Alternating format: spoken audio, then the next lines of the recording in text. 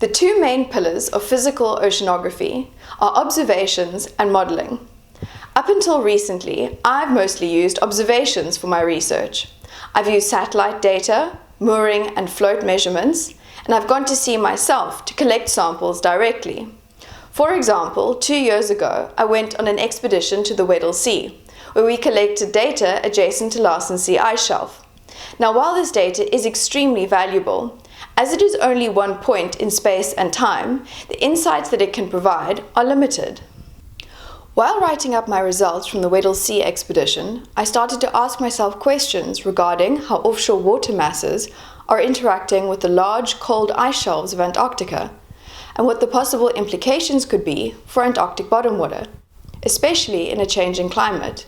To answer this, I realized I needed to turn to ocean models.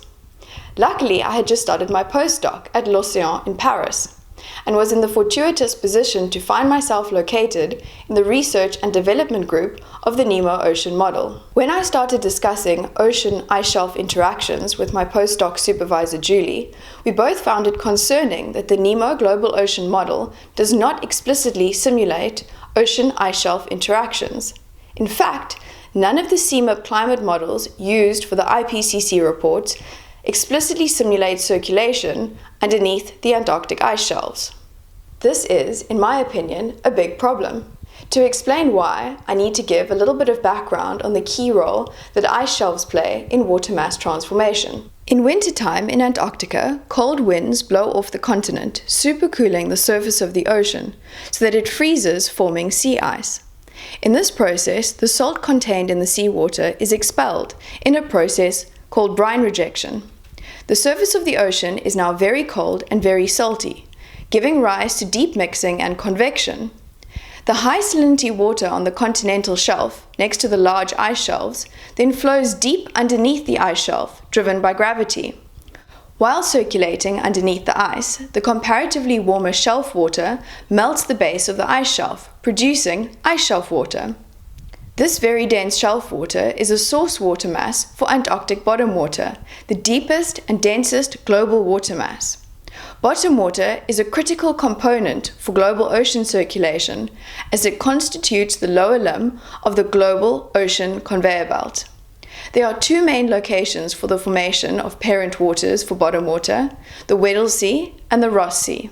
Currently, the NEMO ocean model has a wall at the front of all Antarctic ice shelves. At this wall, fresh water, equating to whatever rains over Antarctica, is inputted to the ocean.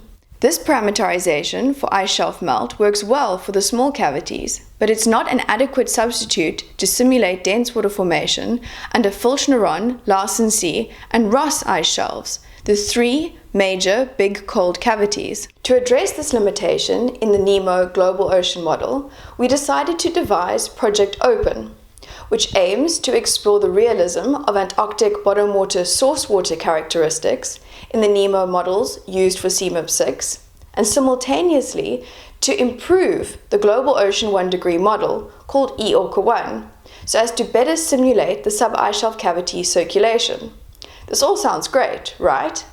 But the problem is that when we open the cavities in the model, we need to make a bunch of choices. For example, we need to inform the initial conditions for temperature and salinity, and we need to make informed decisions regarding the numerical schemes and parameterizations. Testing all of this in a global ocean model is expensive, and we want to save time, money, and reduce our carbon footprint. The solution? An adapted version of ICEMIP Plus. Here we take an idealized model and make the bathymetry and ice shelf draft realistic. We match the vertical layers to EORCA 1, and the grid cell size is the mean of that from EORCA 1 in each of our ice shelves of interest. Furthermore, we restore with offshore conditions from the Global Ocean Climate Model IPSL CM6. I named this adapted version rather maternally ICEMIP Plus K, after myself. Using ICEMIP Plus K, we can run various sensitivity tests, cheap and fast.